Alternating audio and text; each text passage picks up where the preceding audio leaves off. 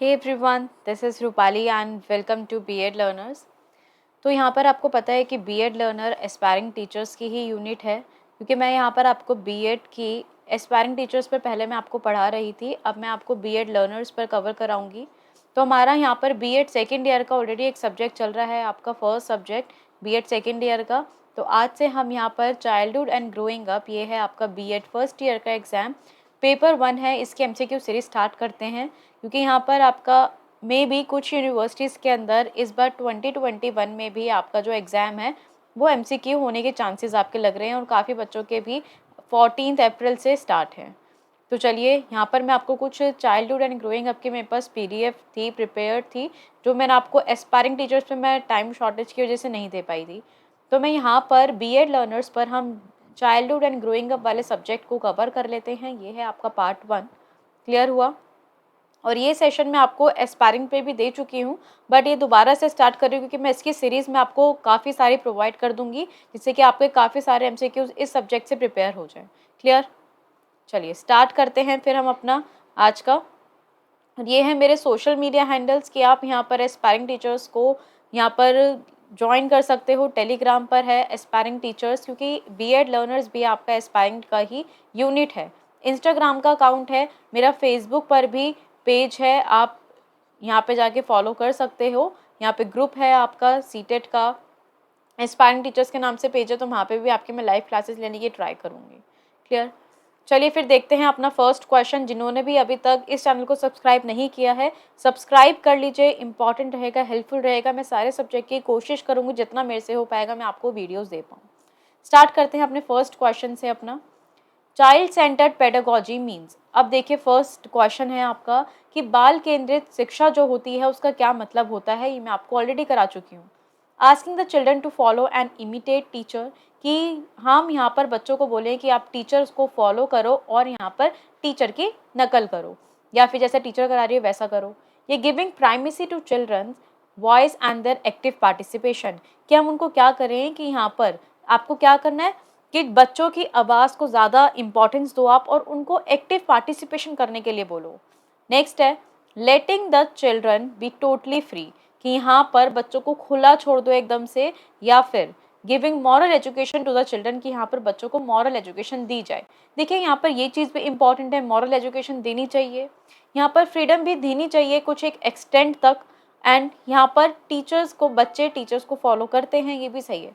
But यहाँ पे CCP का मीन्स कि चाइल्ड सेंटर्ड पेडागोजी का मेन मतलब क्या है, तो इसका जो करेक्ट आंसर होगा वो जाएगा आपके बी ऑप्शन के साथ, जिसके अंदर लिखा है कि यहाँ पर आप बच्चों की वॉइस को, इट मीन्स कि यहाँ पर उन्हें एक्टिव पार्टिसिपेशन के लिए बोलो और यहाँ पर उनकी वॉइस को ज़्यादा महत्व दो। तो वो हो जाएगा आपका यहाँ पर बी ऑप्शन बिल्कुल करेक्ट। क्लियर? तो उसका जो करेक्ट आंसर है वो है आपका बी ऑप्शन। नेक्स्ट देखेंगे अपना question number 2। Dash is not a life long process. अभी इसमें से पूछा है कि आपका इनमें से कौन सा लाइफ लॉन्ग प्रोसेस नहीं है। इट मीन्स कि कुछ टाइम यहाँ से अगर स्टार्ट हुआ तो इस टाइम के कुछ चलने के बाद ही वो प्रोसेस रुक जाएगा। एक पॉइंट पे या इस पॉइंट पे वो स्टार्ट हुआ और कुछ पॉइंट पर आकर वो यहाँ पर स्टॉप हो जाएगा। तो इनमें से वो कौन सा पॉइंट नहीं है, लाइफ लॉन्ग प्रोसेस नहीं है? ग्रोथ, डेवलपमेंट, बोथ, या नन ऑफ द अबव। कि इनमें से आप देखिए कि अब आपका जो उसका करेक्ट आंसर जाएगा वो है आपका ए ऑप्शन, ग्रोथ। और वो ग्रोथ क्यों होगा यहाँ पर? क्योंकि जो ग्रोथ है आपका एक पॉइंट पे चलती है, जब बच्चा बॉर्न होता है यहाँ से वो स्टार्ट होती है, और एक यहाँ पे किशोरावस्था या जिसे हम बोलते हैं एडोलेसेंट, इस स्टेज पर आकर वो स्टॉप कर जाती है। तो ये हो गया आपका correct answer, A option. Next question number 3 देखेंगे यहाँ पर अपना। Question number 3, family plays dash role in socialization of the child. अब जो फैमिली है, परिवार है, वो कैसा रोल प्ले करती हैं आपके सोशलाइजेशन में, एक बच्चे के समाजीकरण के अंदर परिवार का क्या महत्व होता है। क्वेश्चन नंबर 3 का आपको आंसर बताना है। एक एक्साइटिंग होता है, ये सेकेंडरी रोल होता है, प्राइमरी रोल होता है, या कोई भी इंपॉर्टेंट नहीं होता। देखिए डी ऑप्शन तो बिल्कुल कट जाएगा कि यहाँ पर फैमिली आपकी लाइफ के अंदर बहुत इंपॉर्टेंट रोल प्ले करती है, पर आपको उसे देना था करेक्ट आंसर यहाँ पर क्या होगा। तो यहाँ पे जो फैमिली का रोल होता है वो होता है आपका प्राथमिक रोल। क्या होता है? प्राथमिक रोल होता है। और वो कैसे जाता है, क्यों? क्योंकि बच्चा यहाँ पर सबसे पहले बॉर्न कहाँ पर होता है? अपने बॉर्न हुआ और सबसे पहले वो किसके पास आता है, फैमिली मेम्बर्स के पास। तो वही थोड़ा बहुत उसको जो ग्रोथ कराते हैं, उसकी डेवलपमेंट कराते हैं, तो वो कौन होते हैं, सबसे पहले फैमिली होती है। तो उसका क्या हो गया, प्राइमरी रोल होता है। क्लियर। नेक्स्ट देखेंगे अपना क्वेश्चन नंबर 4। आई होप कि ये क्वेश्चंस आपको क्लियर हो रहे हैं जो मैं आपको बता रही हूँ। आपके पेपर में ऐसे आने के चांसेस हैं और अच्छे क्वेश्चंस हैं आप लोगों के लिए। ये आपके लिए सीटेट में भी हेल्पफुल रहेंगे, तो ये क्वेश्चंस आप जरूर करके जाइएगा। Next question number 4। Dash views children as active builders of knowledge and little scientist who construct their own theories of the world. किनमें से किसका व्यू था ये इन साइकोलॉजिस्ट में से कि जो बच्चे होते हैं एक्टिव बिल्डर होते हैं नॉलेज के, और नन्हे वैज्ञानिक होते हैं जो अपनी थ्योरीज खुद पर खुद कंस्ट्रक्ट करते हैं। तो देखिए ये मैं बहुत बार आपको करा चुकी हूँ। इसका जो करेक्ट आंसर है वो है आपका सी ऑप्शन, पियाजे। पियाजे क्यों है, क्योंकि इनका कहना था कि जो बच्चे हैं वो लिटिल साइंटिस्ट हैं, यहाँ पर नन्हे वैज्ञानिक हैं, यहाँ पर जो अपनी थ्योरीज को खुद कंस्ट्रक्ट करते हैं, खुद बनाते हैं, खुद से कंस्ट्रक्ट करते हैं। तो वो हो जाएगा, वो किसने कही थी बात, पियाजे ने कही थी। जो उसका करेक्ट आंसर है वो है आपका सी ऑप्शन। नेक्स्ट देखेंगे क्वेश्चन नंबर 5।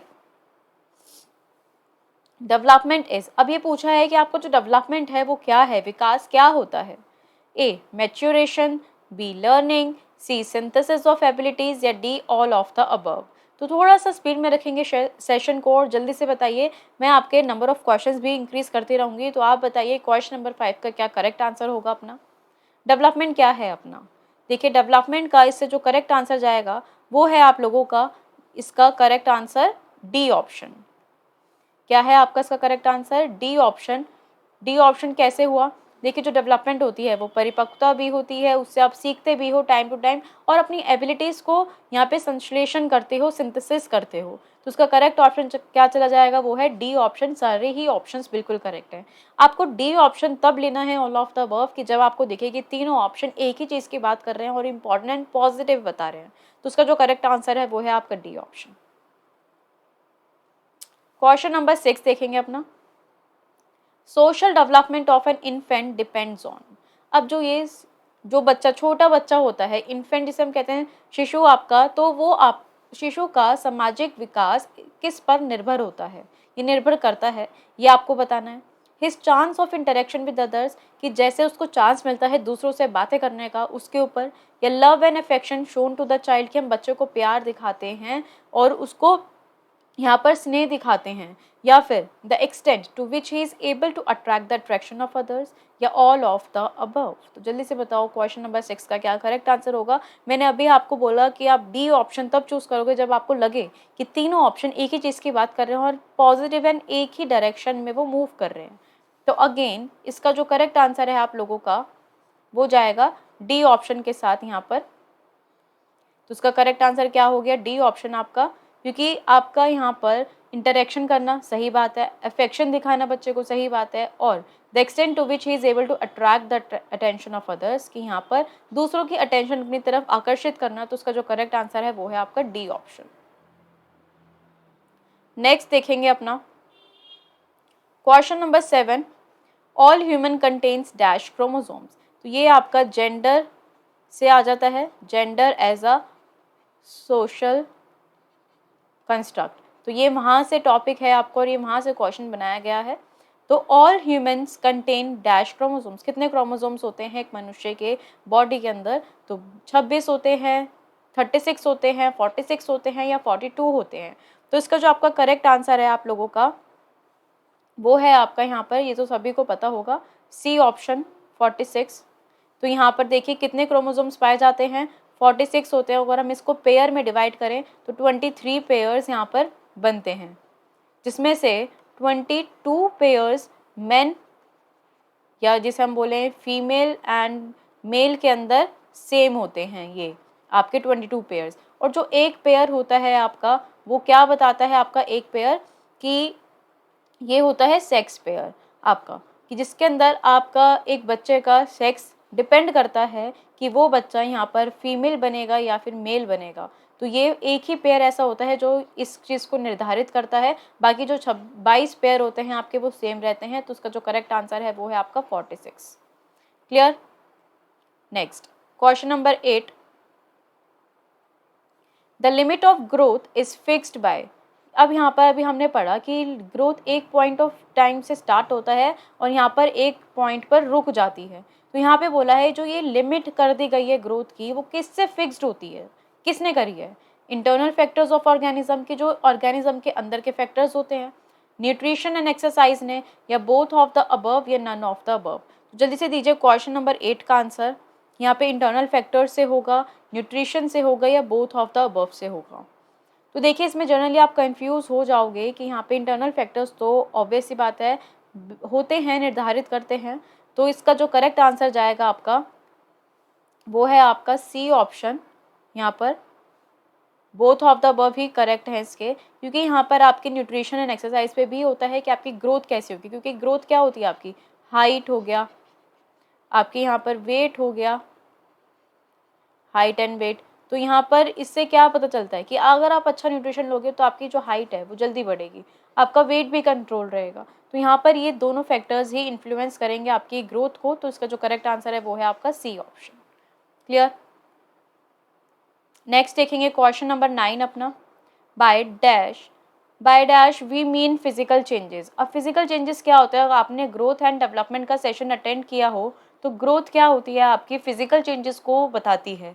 फिजिकल चेंजेस क्या हो गया, हाइट का बढ़ना यहाँ पर, या फिर आपका वेट का इंक्रीज होना, तो वो हो जाते हैं आपके ग्रोथ के अंदर आ जाते हैं। तो यहाँ पर इनमें से क्या चीज़ बता रही है फिजिकल चेंजेस? तो देखिए आपको यहाँ पर आंसर मिल ही गया है, तो उसका जो करेक्ट आंसर जाएगा आपका वो है आपका सी ऑप्शन, ग्रोथ। क्योंकि यहाँ पे फिजिकल चेंजेस कौन इंक्लूड करता है, यहाँ पर ग्रोथ करती है। और ग्रोथ के अंदर फिजिकल चेंजेस क्या होते हैं, उसकी हाइट, उसका वेट का बढ़ना, इंक्रीज होना, डिक्रीज होना, तो वो बताता है फिजिकल चेंजेस। हम उसे कहते हैं जिसे हम देख सकते हैं, जैसे हम फील कर सकते हैं, जैसे हम देख सकते हैं, सी कर सकते हैं, तो वो आ जाएगा आपके फिजिकल चेंजेस के अंदर।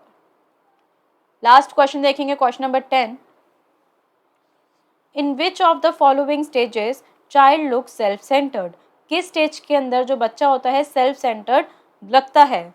जैसे कि निम्नलिखित चरणों में से कौन सा बच्चा आत्म केंद्रित दिखता है? इन्फेंसी स्टेज के अंदर, अर्ली चाइल्डहुड के अंदर, एडोलेसेंट के अंदर, या फिर एडल्टहुड के अंदर?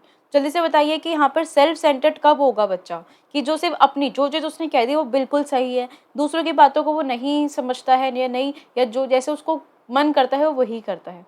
तो देखिए इसका जो करेक्ट आंसर जाएगा, जो बुक्स के अंदर लिखा है वो है आपका ए ऑप्शन, इन्फेंसी। और कई बुक्स के अंदर आपको अर्ली चाइल्डहुड भी मिल जाएगा, क्योंकि यहाँ पर जो बच्चा होता है वो आत्म केंद्रित होता है। इसके अंदर जो वो सोचता है, जो वो कहता है, जो उसको लगता है वो वही करता है। तो उसके अकॉर्डिंग तो ये आप दो ऑप्शन को लेके चल सकते हो। अगर आपको मैंने यहाँ पे दोनों प्रोवाइड कराए हैं, तो आपको पेपर के अंदर अगर दोनों देखने को मिले तो आप क्या करोगे, यहाँ पर इन्फेंसी पर टिक करोगे, और अगर यहाँ पर देखिए अर्ली चाइल्डहुड आता है तो आप अर्ली चाइल्डहुड पे टिक करोगे। तो यहाँ पर इसमें से आपको करेक्ट बताना था सेल्फ सेंटर्ड कौन सी स्टेज में होगा। क्लियर? तो आप दोनों ऑप्शन को देख सकते हो। तो ये था हमारा आज का सेशन। अगर आपको ये सेशन अच्छा लगे, क्योंकि मैं स्टार्टिंग से करा रही हूँ, ये सेशन आपको एस्पायरिंग टीचर्स पे ऑलरेडी मिल जाएगा, क्योंकि मैंने वहाँ पर आपको 3 सेशन प्रोवाइड कराए हैं। इससे 3 सेशन मैं वही प्रोवाइड कराऊंगी, उसके आगे से फिर अपनी सीरीज़ कंटिन्यू करेंगे। तो एक बार जिन बच्चों को दोबारा अटेंड करना था वो मैंने आपको यहाँ पे दे दी है इन्फॉर्मेशन। देखिए छोटा सेशन है, छोटे ही ऐसे 10 to 15 मिनट्स के सेशन रहेंगे आपके यहाँ पर इससे। तो यहाँ पे हम 10 क्वेश्चंस करेंगे डेली। तो अगर आपको ये सेशन अच्छा लगे तो बेल आइकन को प्रेस करना मत भूलिएगा, लाइक, शेयर एंड कमेंट करना भी मत भूलिएगा, क्योंकि अगर आपके लिए कोई मेहनत कर रहा है तो उसको भी पॉजिटिव, उसको मोटिवेट करने का आपका राइट है, आपका यहाँ पर उसको मोटिवेट करना चाहिए। और अगर आपको अच्छा लगे तो एस्पायरिंग टीचर्स के साथ साथ आप बीएड लर्नर्स को भी सब्सक्राइब कर सकते हो, क्योंकि यहीं पर आपकी बीएड लर्नर्स पर ही आपकी सेशन चलेंगे। जितनी जल्दी हमारा टारगेट कंप्लीट होगा उतनी जल्दी मैं आप लोगों के लिए लाइव सेशन ले पाऊँगी। तो अपने कॉलेज ग्रुप में, अपने फ्रेंड्स के साथ, अपने व्हाट्सएप ग्रुप पर शेयर कीजिए जितना हो सकता है। Thank you so much.